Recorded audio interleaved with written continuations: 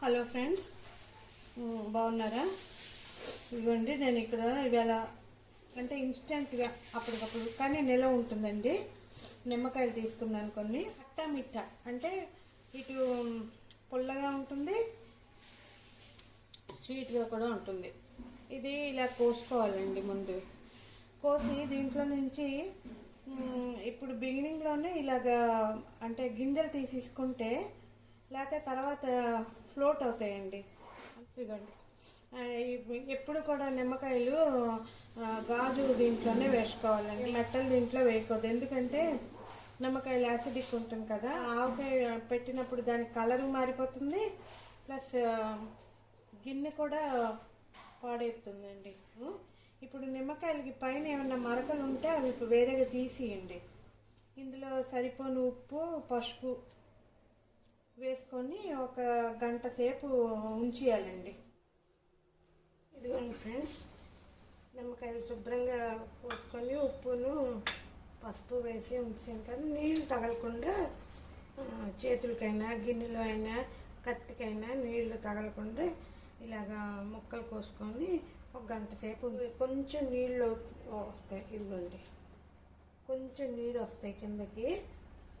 ఈ కడాయిలో నీళ్ళు తీసుకొని అంటే కొంచెం మరిగాక ఇవ్వండి, మిరియాలు, యాలకులు, పాన్మోరి అంటాం, పెద్ద ఇలాచీలు, ఇదేమో జీలకర్ర, లవంగాలు, ఇవి కొంచెం స్లైట్గా వేయించుకోవాలండి. వేయించుకొని పౌడర్ చేసుకోవాలి. ఇవ్వండి, మసాలాలన్నీ వేసి ఇవి నీళ్ళు బాగా మరుగుతున్నాయి.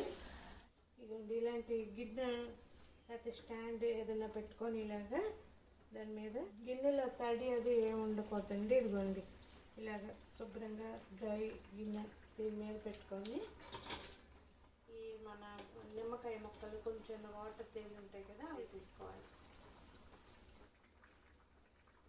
అంటే ఇది డబల్ బాయిలింగ్ ఇది అంటారు కదా, ఆ టైప్లో అన్నమాట. ఒక 10 minutes అన్నా ఉడకాలండి. ఇది మంచి వాసన వస్తుంది. ఇది గ్యాస్ ఆఫ్ చేసుకొని చల్లబడ్డాక శుభ్రం మెత్తగా గ్రైండ్ చేసుకోవాలి. ఇది 10 minutes కాదు, ఇంకా ఎక్కువ సేపే పట్టిందండి ముక్కలు కొంచెం ఉడకటానికి. అంటే తొక్కు కొంచెం గట్టిగా ఉందన్నమాట, అందుకని. సో ఇది కొంచెం ఉడికింది. ఇందులో ఈ ముక్కలు వేసేసుకోవాలండి. ఇదిగోండి, ముక్కలు కడాయిలో వేసేసుకోవాలి. ఇదిగోండి, ఇందాక మసాలా చేసుకున్నాం కదా, పౌడర్ చేసుకున్నాను, ఇందులో వేసేసుకోవాలి. ఇదిగోండి, కొంచెం కారం వేసుకోవాలి. పంచదార పౌడర్ చేశాను. మనకి ఎంత స్వీట్ కావాలంటే అంత వేసుకోవచ్చు. కొంచెం చూసుకొని ఇంత రవ్వ ఉప్పు వేసుకోవాలి. మరొక 2 minutes ఉడికాక ఇది పచ్చడి అయిపోయినట్టేనండి.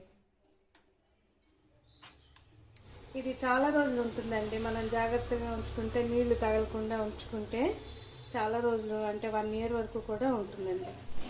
ఇదిగోండి ఫ్రెండ్స్, బాటిల్లో వేసాను. ఇదిగోండి, నచ్చితే ఈ కంటెంట్ లైక్ చేయండి, షేర్ చేయండి, సబ్స్క్రైబ్ చేసుకోండి. అంతేనండి, ఉంటాను.